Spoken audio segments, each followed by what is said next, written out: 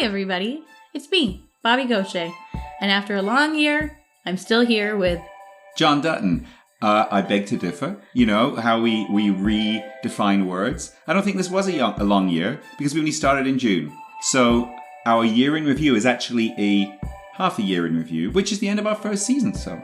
And what a season it was. If you missed any episodes, please feel free to go back and check it out. Yeah, and Fauxropter, let's remember, is a podcast about refocused curiosity. So we're going to slightly refocus on some of the things we already refocused on. And there will be bloopers. Yeah.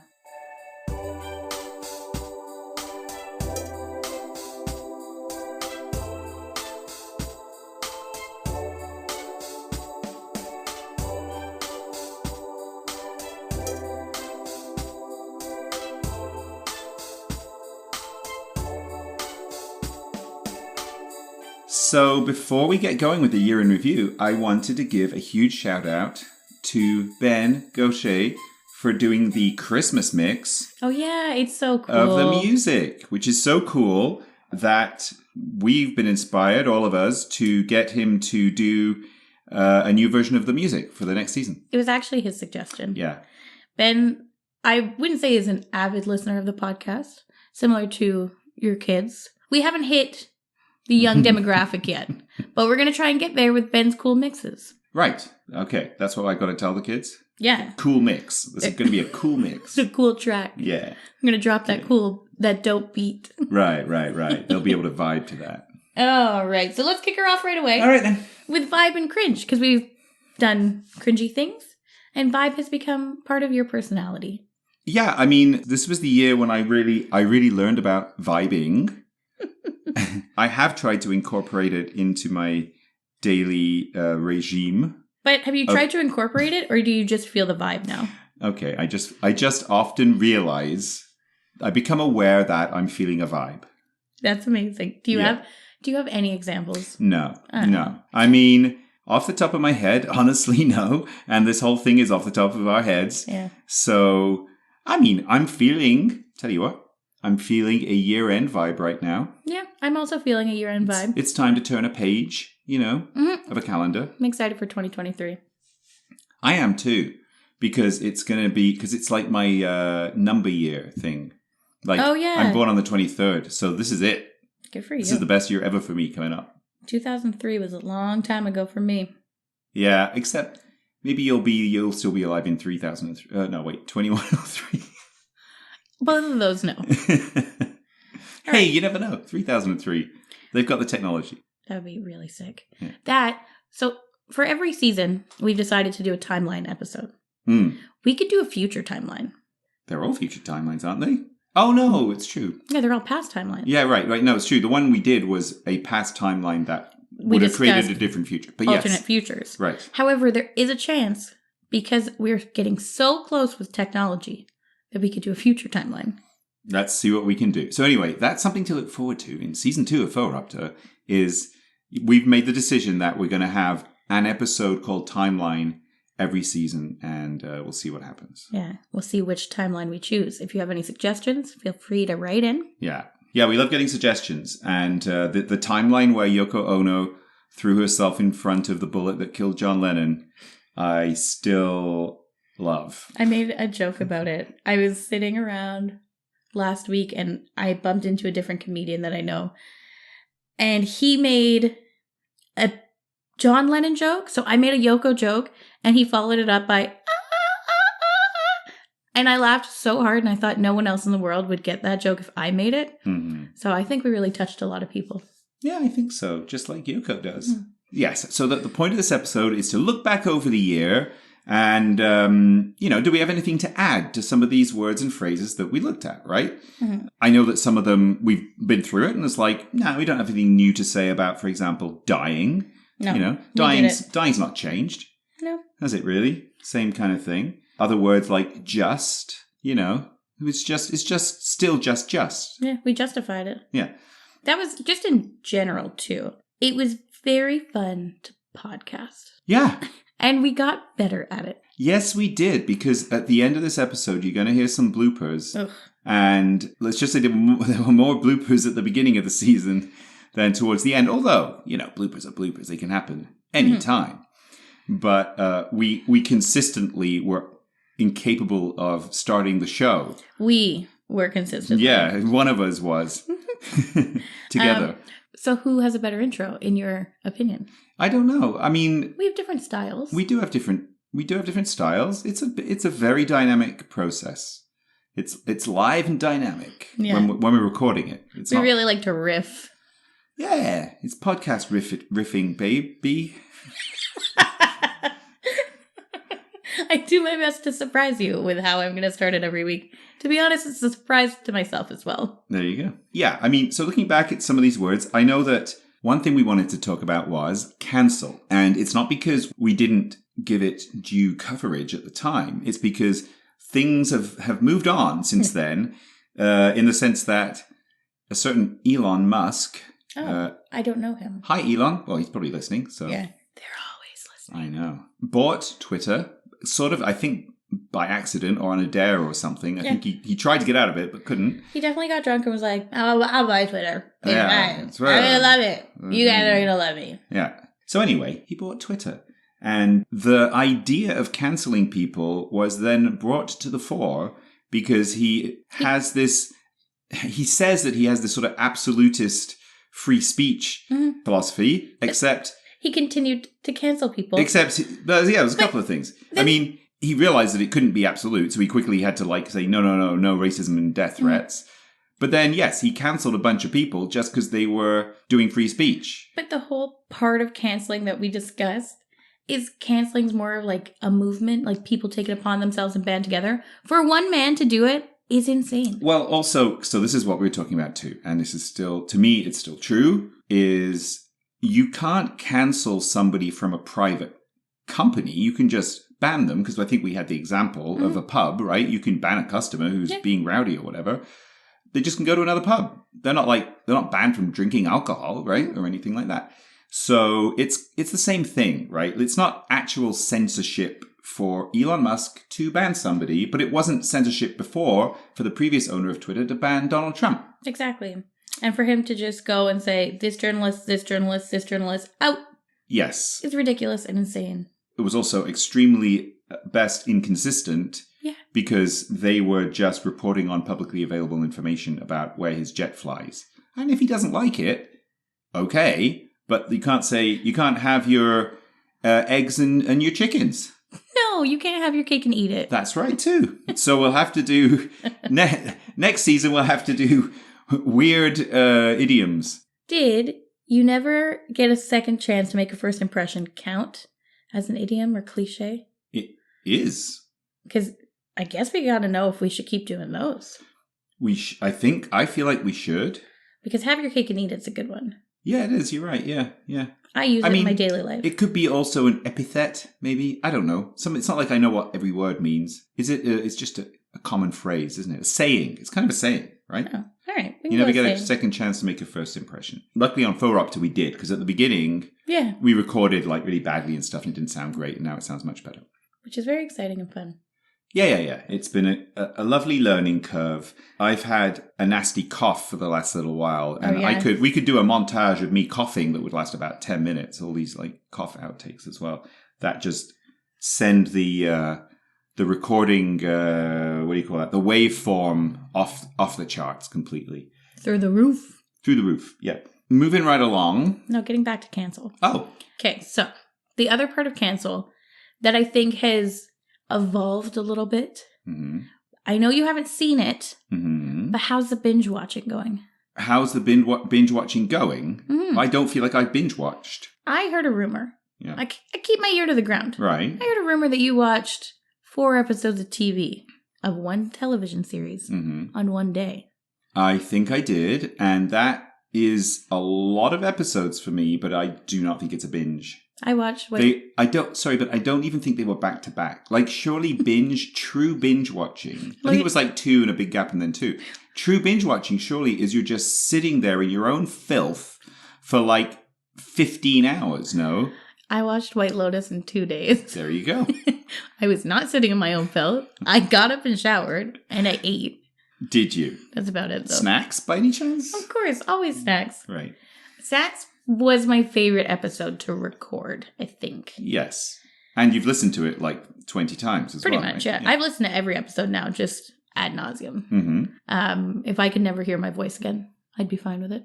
But I'm much more comfortable now with my voice than episode 1, 2, and 3 I couldn't listen to at all. Mm. But my favorite episode is Loneliness. Tell me more.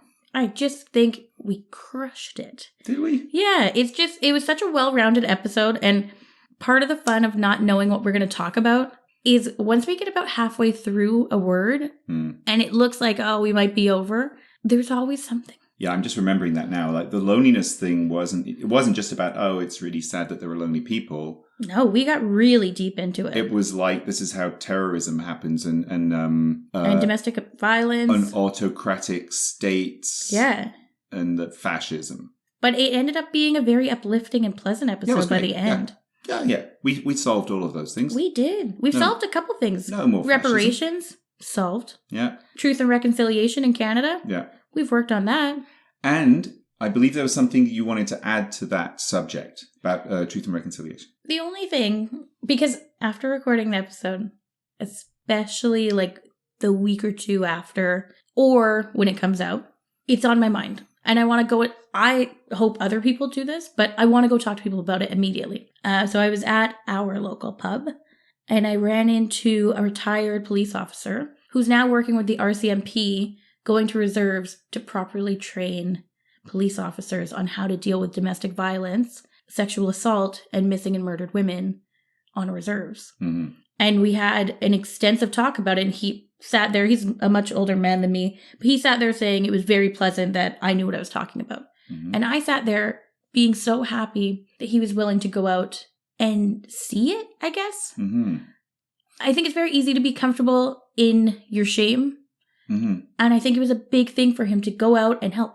Because I have met this person one time, I think, and if I'm not mistaken, he's about a cookie-cutter, typical white Canadian male in his 60s as you could possibly get from Central Casting. Who was a tough detective through the 90s. Right. And now, if I understand correctly, he has received specific training from the RCMP, right? He's kind of rehired. The RCMP is the federal police force, right? To go and deal with these situations. Not to deal with them, to take 12 men. Oh, right. And to train people about dealing with these situations. Yeah. Right. And so when I spoke to him, he didn't know, like the first reserve he went to was up north, and he just had no idea. He thought reserves were going to look like Kanawagé.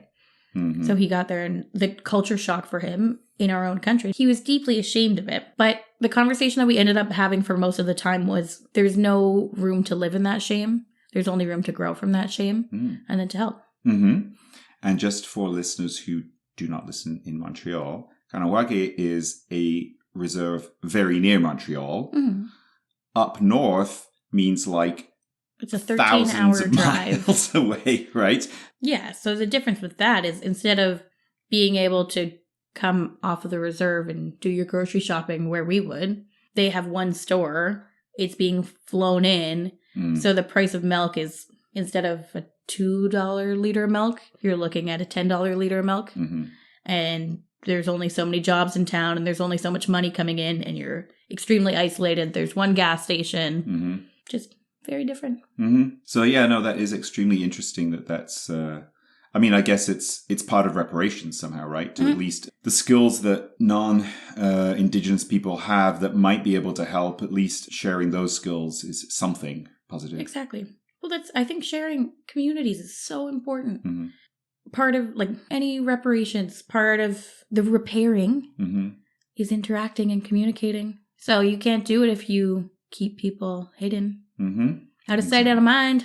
Yeah, no, absolutely. Okay, so while we're on more serious topics, I think we wanted to just revisit the word care, right? Just quickly, because I re-listened to all of the episodes over the last month. One thing we haven't really discussed, we do a little bit here and there, is COVID, because we're living in the times of COVID. Mm-hmm. Hence all the coughing that I was just referring to. Oh, yeah. That's literally post-COVID coughing. Exactly. Yeah, I guess it did change some people's idea of what care means. Well, I'm not sure if it's I guess it's lasting. I don't know. That's right? the thing that it kind of boggles my mind, and I've thought about this nonstop. So it was interesting that we never have spoken about it. Beginning of COVID, you could see everybody come together. Communities everywhere. Everybody cared. Everybody's taking care of each other. And I'm not saying it fizzled all the way out, but you could see, like, throughout the different phases of COVID, you could see people suck a little bit more, but also be better than they used to be. So the question that I have for you is, did COVID make people more or less caring? I don't think you can generalize. I don't know. It seems like it depends on the people. I feel like some people more, but I feel like we've heard lots of stories about people who all the way through COVID didn't care at all and just seemed to end up being just more and more selfish. The masks were a thing, and like there was multiple times where people became like genuinely worse. I do feel like in Montreal, people overall did learn to care more. Yes. I think when you look at it at small scale, yes, like it's 100% people cared more. Personally, I think it was very easy for me to start caring a little more. It's the holiday season, as you might know. And I spent like the last 3 weeks reaching out to everybody and making sure everybody's okay and what they need and giving gifts and sending Christmas cards or holiday cards. And there was just so many good things that came out of COVID and very like loving and pleasant stories. And a lot of people went to therapy, which is probably pretty good for everyone. So I think, yes, we're more caring. Good. Okay. Well, I mean, I'm not going to argue with that. I just think that there's a bunch of people who maybe, you know what? Maybe in the back of their minds, they do care a bit more, but they just kind of like went in one direction at the beginning and then had to stick to their guns kind of thing. Yeah.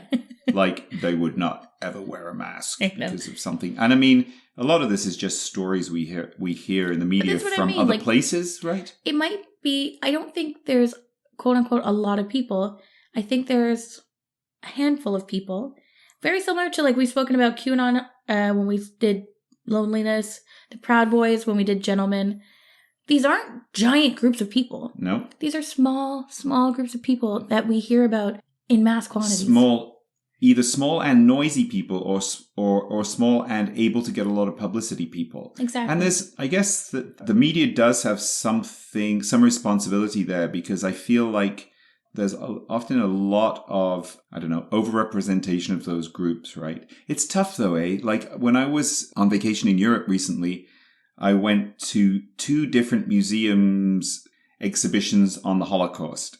And when you kind of relive the timeline, as it were, because, in hindsight, it's like, yeah, this thing happened and it seems sort of inevitable.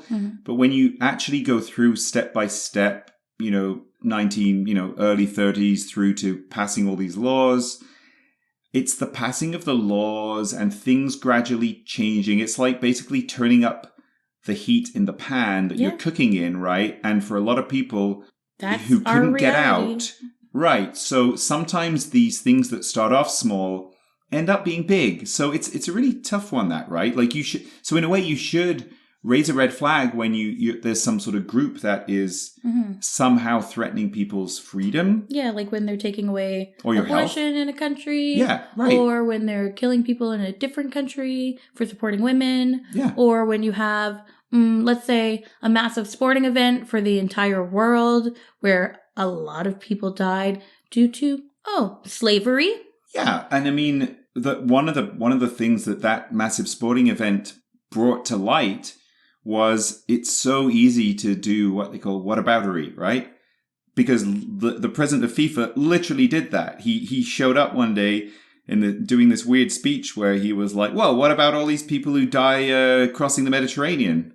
And instead of being like, yeah, that's bad too, it was like, let's just ignore all of it. Let's ignore all the people dying then, right? And I think, so next season we'll have to do it at some point, because we both watched that giant sporting event nonstop. We knew the realities of it. And so did the whole world. 4 billion people watched the final. I know. Well, I mean, I did it on a shared password, so I have no responsibility whatsoever. But you're absolutely right. There were a lot of people said ahead of time they were going to boycott it. My son was one of those people. I was one of those people. And there was no boycotting at all. I watched almost every game. Yeah. And in fact, this is something that I think we should do an episode on. We have to. because the thing that I was going to say is, so here we go. Live sneak preview of next season. Cognitive dissonance is the thing where you're trying to keep two incompatible ideas in your head at the same time. Mm-hmm. The incompatible ideas were amazing sporting event, and it really was for soccer, the best World Cup ever. Mm-hmm. Also, the worst World Cup ever. So how do you have the best and the worst at the same time in the same thing? Well, we just did. Your favorite author once said, it was the best of times, it was the worst of times. Yeah. Old Charlie Dickens there. Old Chucky Dick. Yep. He knew. He was ahead of his time. If only he had done a podcast. He could be our timeline episode. He could. Ooh, let's think about that one. Okay. So moving right along. Oh, I have a couple edits. Mm-hmm. Because there was a couple things you go through, you listen to yourself, have conversations. Maybe you're not the smartest person as you thought you once were. Right. Or maybe you forgot a couple things. Right. I think we've both done that over the last season. There's both been times when we've either edited something out, we've stopped and started again as we were recording. Oh, no. I mean things that I disagree with that I said that are published and the world knows. Oh. Yeah. There's no chance of me ever becoming a politician now that this is in the world. I have said a lot of things which aren't great, including my favorite, which now makes this explicit. My two favorite little clips, I said motherfucker at one point really intensely, which when I heard it back, I was like, oof, that lady has the mouth of a sailor.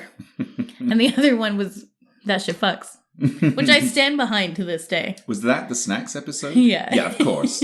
Yeah, but that snacks episode was always bound to be explicit. Yeah, of course. I mean, come on, it's snacks. Do you have a favorite curse word of the year that you used more than anything?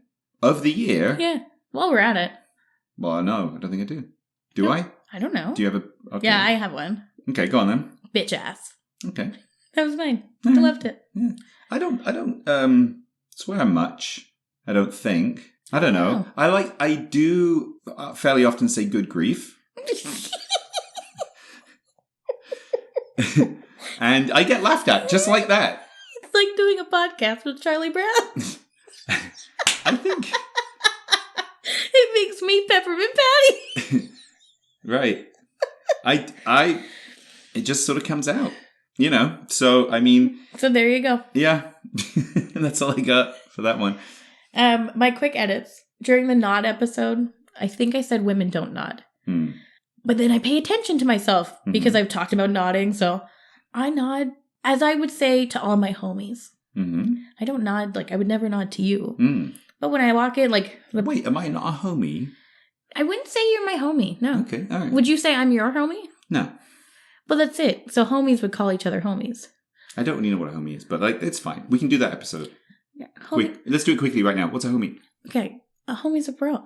It's your bro. It's your pal. It's your butt. Sup, homie? Okay. And you would follow sup, homie, with one of these.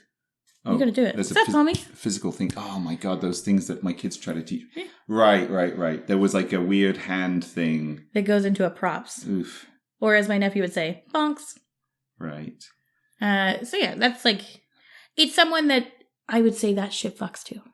Or that I would say, oh, I don't know any. We're talking about nodding now, right? Yeah, we're still talking about nodding. Okay.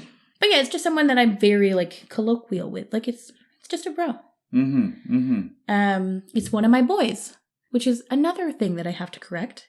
So yeah, I nod to my homies, which homies can be girls or boys. Homies is just a general, you're feeling chill, you're being cool, you're my homie. Or homie derives from home slice. Does it really? Yes, of course. Okay. Do you have any home slices? No. You're going to need to find some next year. Is this about pie or tot? Just a home slice. Okay. I think in gentlemen, I talk a lot of shit. Okay. I talk shit about saying girls, that I would never say it, but I do say gals. For instance, I'm a big Alouettes gal. Oh. I say it often. And for the people outside of Montreal or Canada, the Alouettes is the Canadian football team.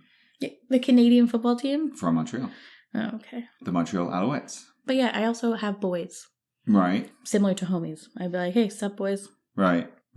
There's all these kind of tiny niches of friends that you have that I don't have. I mean, I seem to just have friends.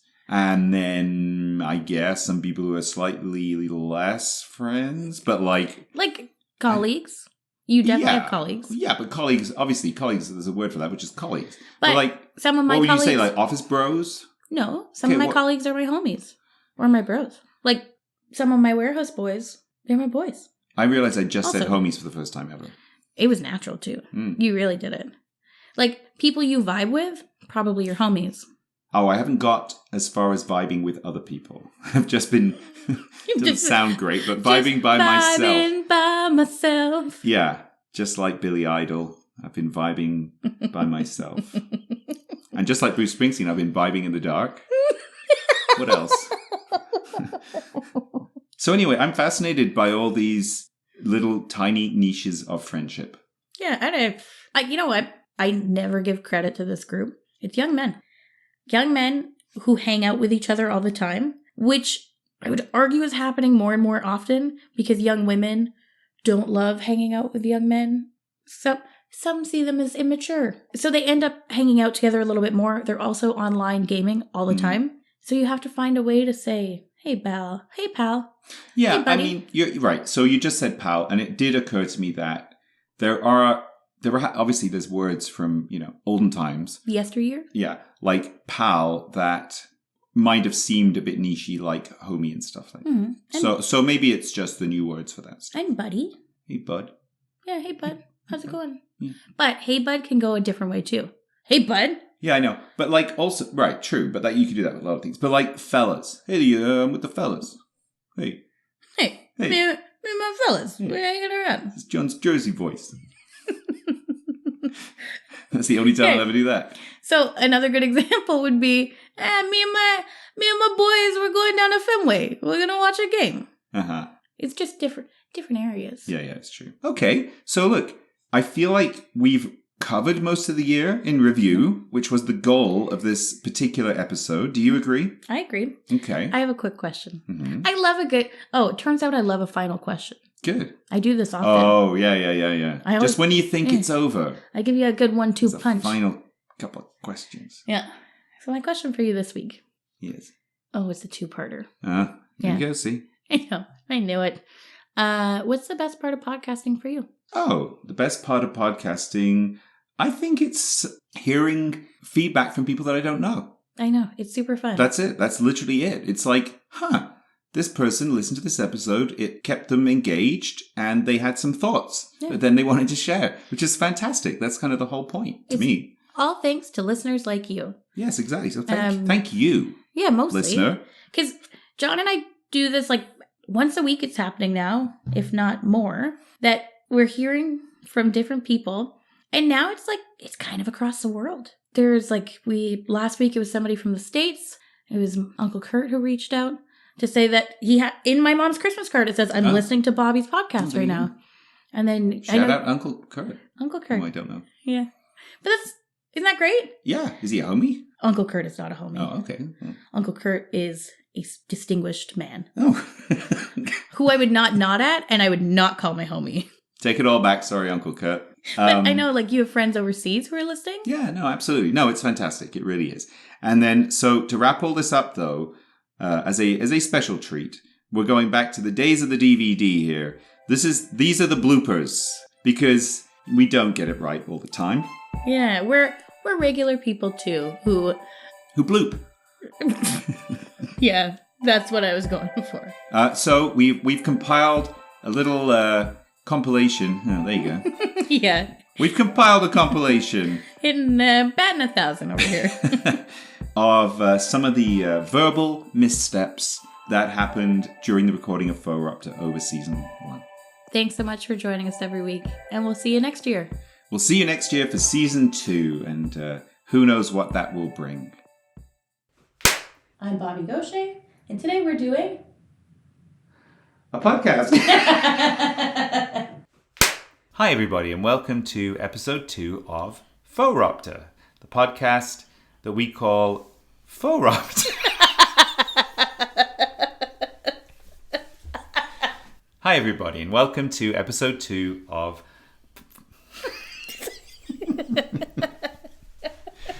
Yeah. This is going great. It is, isn't it? Bye, Bobby. Bye, Sean. Did you call me Jean? Yeah. Can we do that again? Bye, John. And we'll be talking about that right after this music. Head up, up, up, up. Family. Oh, family.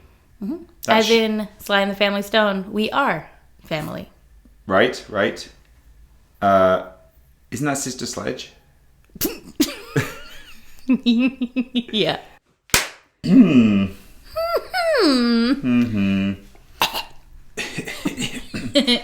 black lung. Got the black lung buzz. Hi, everybody, and welcome to Podcasting. How many times do I do that? Oh, dear. Okay, I'm ready. Am I? How much of originality is just an what's the word? Interpolation? No. Interpretation? Yeah. I do really appreciate